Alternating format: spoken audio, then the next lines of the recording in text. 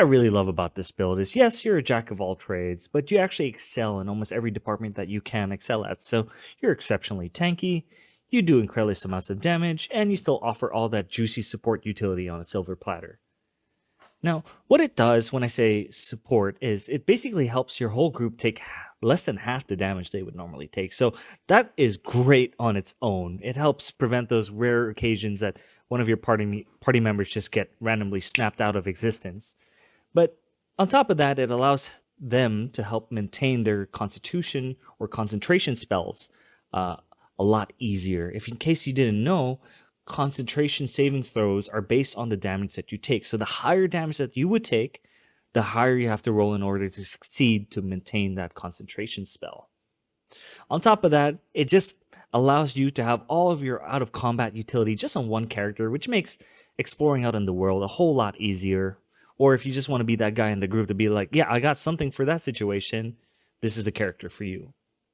When it comes to race, nothing in particular really helps out this build. Generally speaking, race has minimal impact unless you're truly min-maxing, which is not really needed in this game, even on tactician difficulty, because things become significantly easier once you reach around level 6 and you have a fairly decent composition put together. So when it comes to race, go with whatever you like. Now for class, we want to go with Sorcerer to start out with. Particularly, when we pick our subclass, we want to go with Draconic Bloodline. Which Draconic Bloodline? Well, the ancestor we're going to be picking is White, which is the cold variant. Mainly to get Armor of Agathis, which is fairly integral to the build we'll be going with. Okay. So, when it comes to cantrips and spells, we won't be sticking with Sorcerer for the rest of our levels. So when it comes to the cantrips and the spells, we're not getting anything that has any attack rolls or spell saves associated with them, and instead going for the more utility-based ones. For the cantrips, I can always recommend Friends, Minor Illusion, Dancing Lights, Mage Hand. Now for the spells, I always recommend getting Shield. Now for the other spell, it's your choice. If you want something more damage-oriented, you can get Magic Missiles, or you can already get one of the other utility-based ones such as Feather Fall, Enhanced Sleep, or Mage Armor.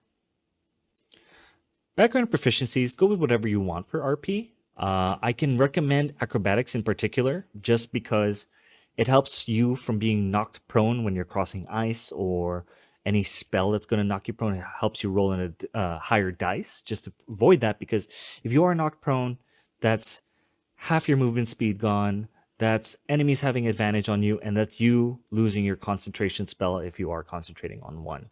Outside of that, maybe athletics, but not a big deal. For ability points, what I have in front of you is a more general recommendation just to help you kick off the early game. But I strongly recommend that once you reach certain level thresholds or encounter any of those power-ups that permanently increase your attributes, which by the way persist through respecs, or you encounter items that increase certain attributes or abilities, to go and respec as long as you keep in mind the following rules. Intelligence as high as possible, followed by Constitution, and always try to keep all your attributes at an even number, with maybe the exception of Strength if you had to, just because Strength at least increases carry weight where everything else has no effect at an odd number. At the second level, we're going to pick up Wizard, just so we can put to use all that intellect we have stacked up, and to actually have cantrips and spells that scale with it.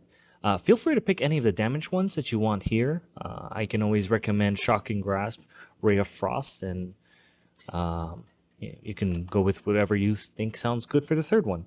When it comes to spells, if you didn't pick up Shield yet from Sorcerer, this is absolutely the place to pick it up. Outside of that, you can go with whatever spell you like. I lean towards the more utility-oriented ones, such as Long Strider, Enhanced Sleep, Feather Fall. So you can pick those up. If you want a more damage-oriented one, I can always recommend Chromatic Orb. It can change the damage type, so it's not only thunder, it can be lightning, fire, a few other elements. So that's always a good one to pick up. So at level 3, we're going to do something a little bit weird. We're going to multiclass again, and this time we're picking up Cleric, just to pick up that juicy, juicy cantrip called Guidance.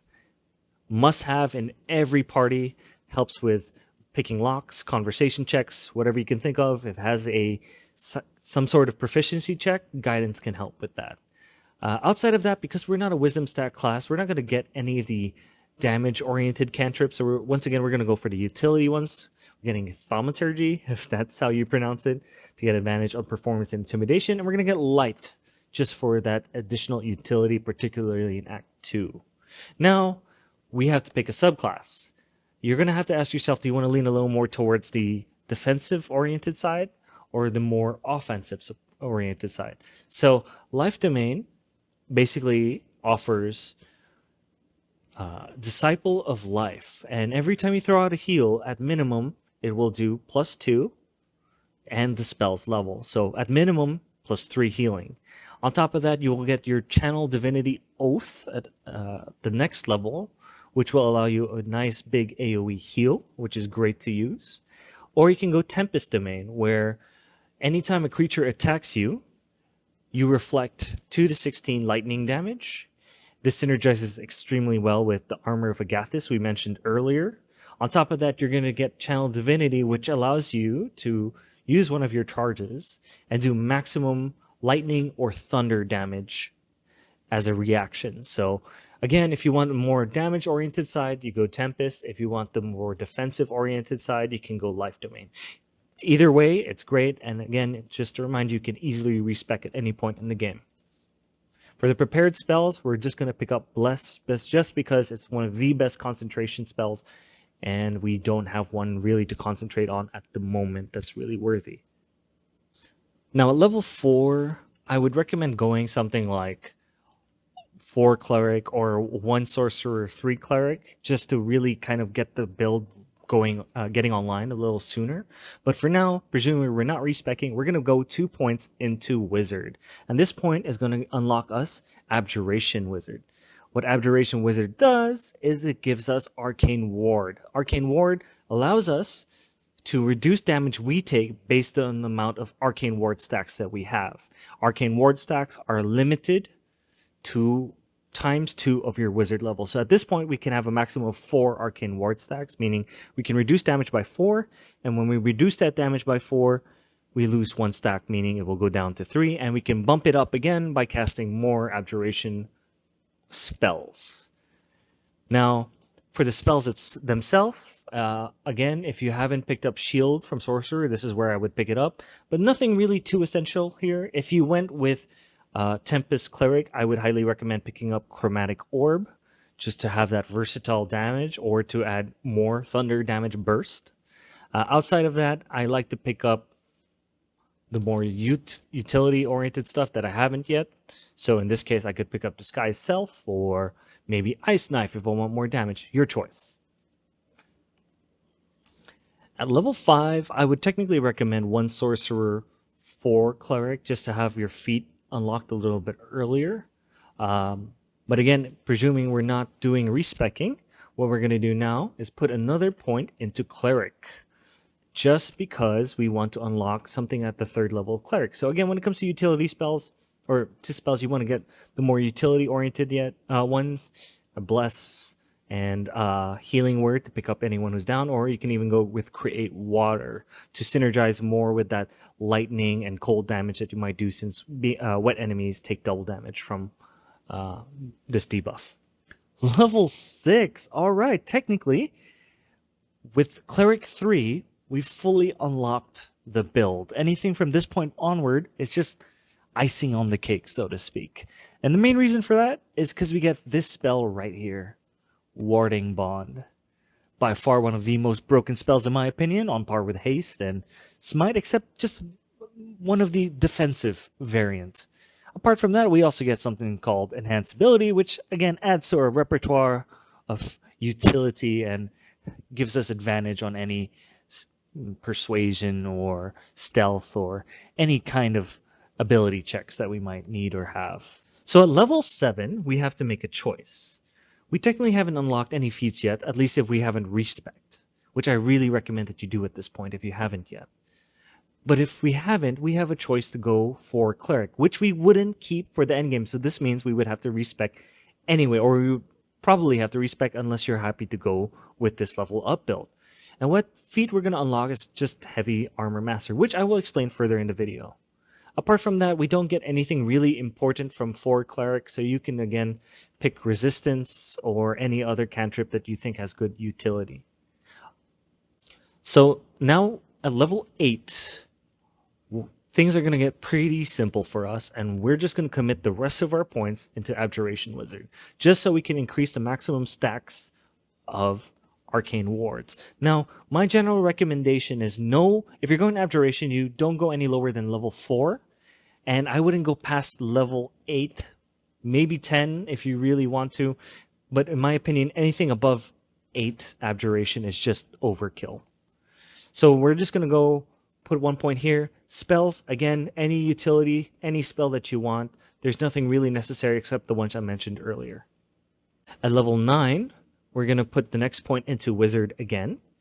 Same deal with cantrips. Go with whatever you think you like. Spells, still nothing really essential just yet. If you haven't picked up Misty Step yet, please do. It's really great to have. Again, lightning or thunder spells if you picked Tempest Cleric, just to further double down on that synergy. Otherwise, we unlock another feat here. For what to pick, check out the feats section of the video.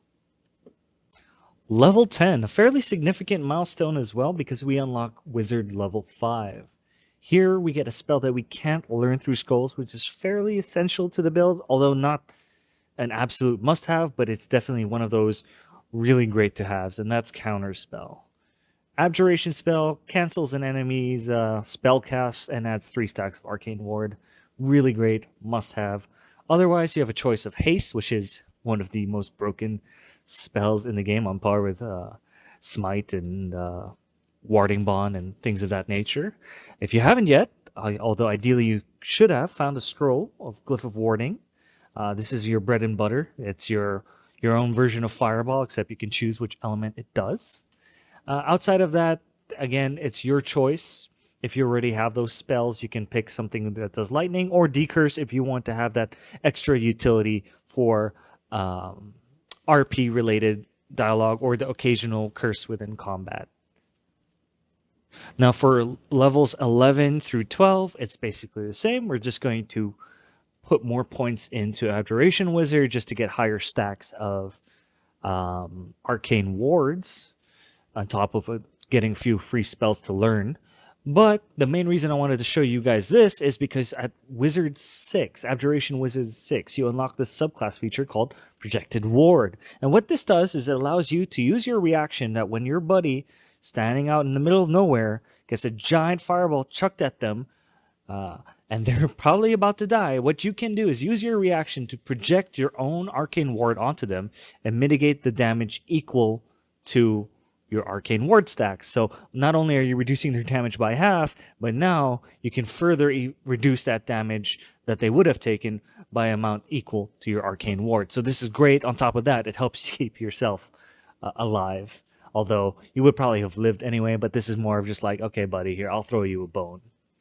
But really great utility. This is where technically you have unlocked the core aspect of Abjuration, and anything beyond Abjuration Wizard 6 is just a nifty little bonus.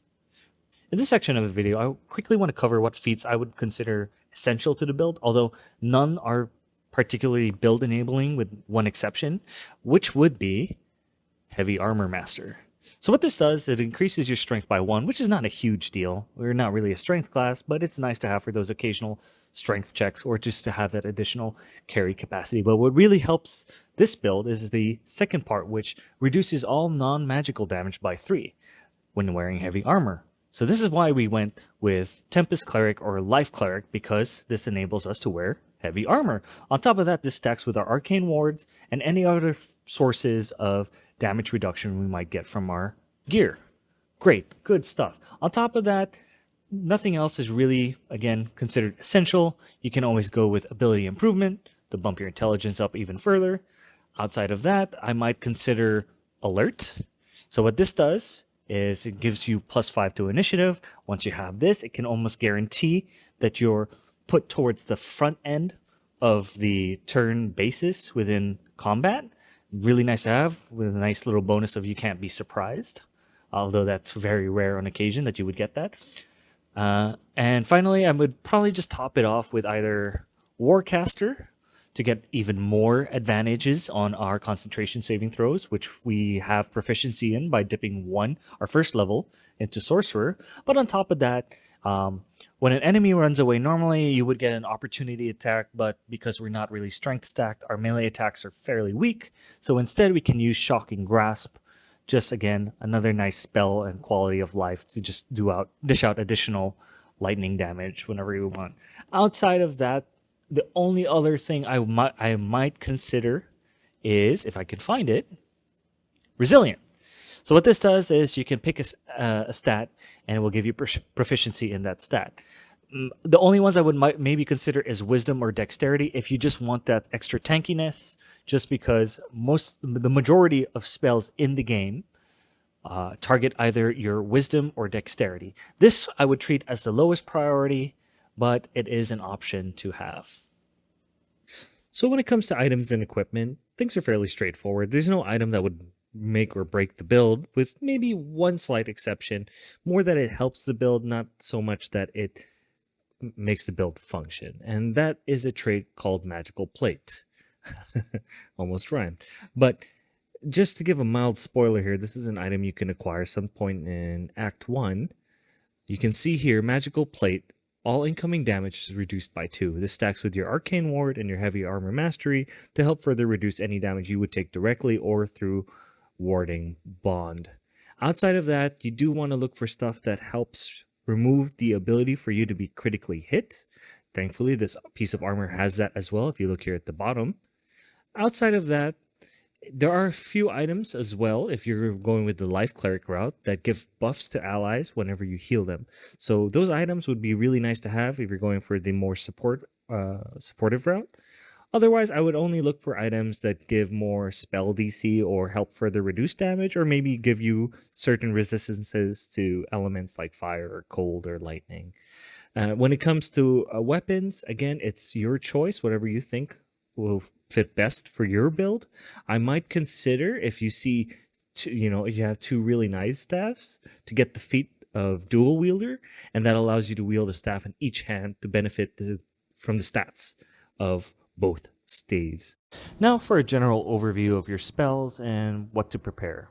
If you press K on keyboard, this opens up this special menu you see in front of you, and you can see here with the Sorcerer, there's nothing actually to prepare. Everything comes prepared as is. Your cantrips and your spells. Now, Armor of Agathis, as we've established, gives you extra temporary health and retaliates any person that decides, or enemy that decides to hit you with melee with additional cold damage. This can be upcasted to give you even more temporary health and more cold damage.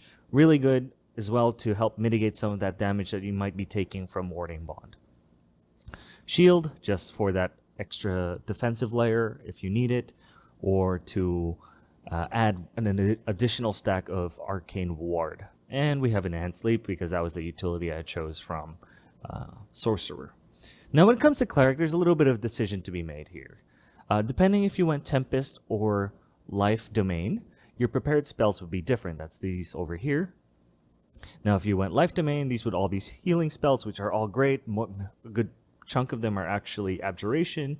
Things like Lesser Restoration and Aid are both Abjuration spells, although I don't really recommend keeping Lesser Restoration prepared unless you really know there's going to be some kind of debuff similar that's listed here within the fight.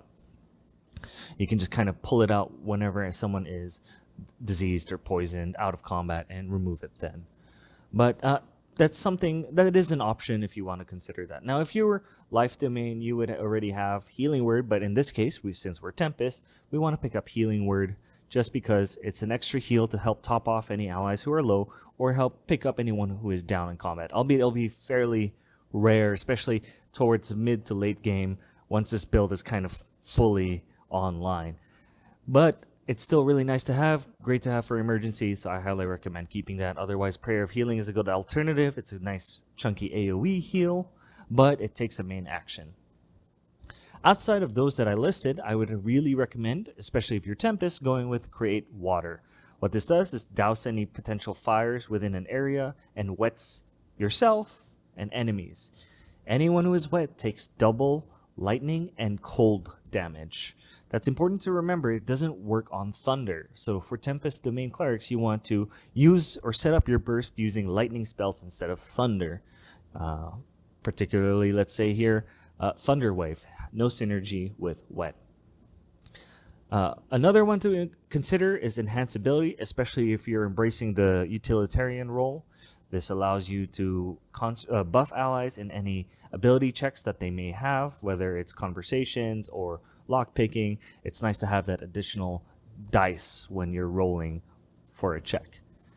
Now, this one is a kind of slept on. I want to talk about Sanctuary. Sanctuary makes it so that any enemy cannot target whoever you buff with this, with spells or attacks. So technically they're invulnerable outside of AoE spells. But even AoE spells won't break Sanctuary. The only thing that will break Sanctuary is if the person with the buff decides to end it or does an attack. Now, the beauty of Sanctuary is it's actually not a concentration spell, and it takes only a bonus action. So, as a life cleric, this is a really good one to put on yourself, and you can just spam either heals, or this is I don't know if this is intended or not, you can actually cast Glyph of Warding. Even if it does damage, it doesn't actually break Sanctuary, so you can continue casting Glyph of Warding while Sanctuary is up on you. Very, very strong spell. I would highly recommend, particularly for Life Domain or even Tempest Domain. You can kind of split up from the group, cast this on yourself, run up to a bunch of enemies. They'll all just kind of circle you, giving you a chance to just wet them. They'll circle you, but they won't be able to do anything. You can wet them, set up your burst, do an attack, and have your allies come in one at a time, triggering surprise or, attacks with advantage. Finally, I want to talk about Bless. Bless is actually one of the best concentration spells in the game. You can buff up your whole party plus some minions if you want to increase their chance to hit and resist spells. This is highly recommended to use as your concentration spell if you're not using something like Haste or Stone Skin, or especially if you want to embrace the support aspect of this build. Now, let's look at Wizard. I've already kind of put in what I would consider the core spells. And for the early game, you would have Chromatic Orb just because you have no real way to trigger lightning and thunder spells. It's also a versatile spell similar to Glyph of Warding, but it is not an abjuration spell. Nice to have, but I would transition out of it once we have Glyph of Warding. And of course, there's Longstrider, a buff you can cast on yourself to increase your movement speed within combat, and you can add it to allies as well. No concentration. It's a ritual spell, so it doesn't use up any spell slots. This is a really, really great spell to have to set up at the start of each day.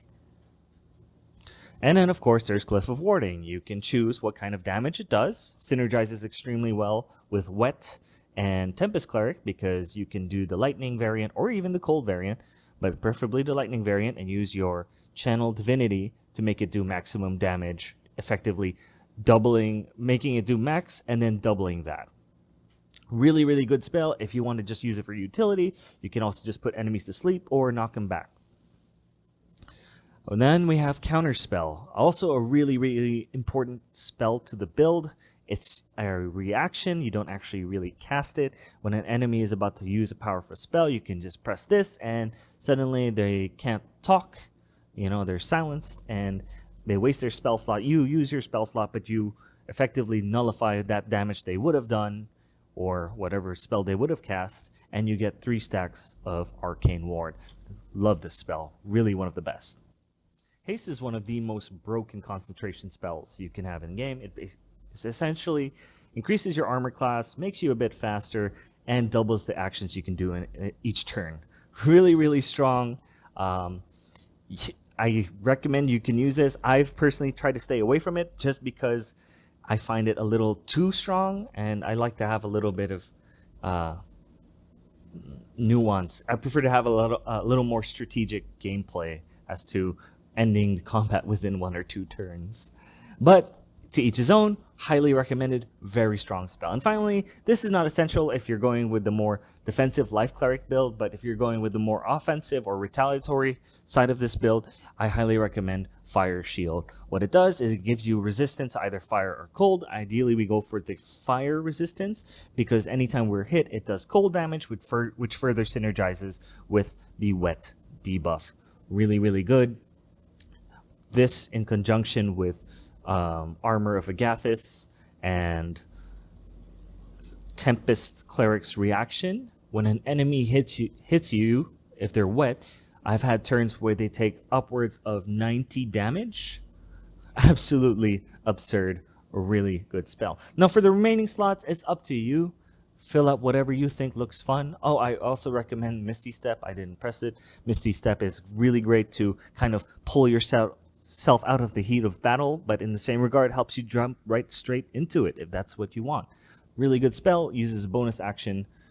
In my opinion, you should have. I mean, other recommendations I can make is Stone Skin, lets you take half damage from all physical, or Lightning Bolt, or any lightning spells that you may see, Lightning Cold, whatever have you, whatever you want to try. I highly recommend you use the remaining slots to just play around and see what you find fun.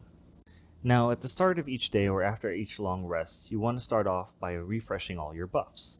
Of course, that means Armor of Agathis. We want to cast this as high of a spell slot as possible. In my case, I can do a level 6. For each level you upcast, it increases the shield and the damage it does. And at 6, that increased my Arcane Ward stacks to 14. It's important to remember also that after each long rest, you gain Arcane Wards equal to your Wizard level. Since we're a Wizard level 8, we started with 8 stacks, and casting Armor of Agathis just then helped bump our stacks to 14. Now, we want to continue buffing by casting Longstrider on any party member who may need it. I'm only going to cast a few just for the sake of the video. And then we want to top it off with, of course, Warding Bond.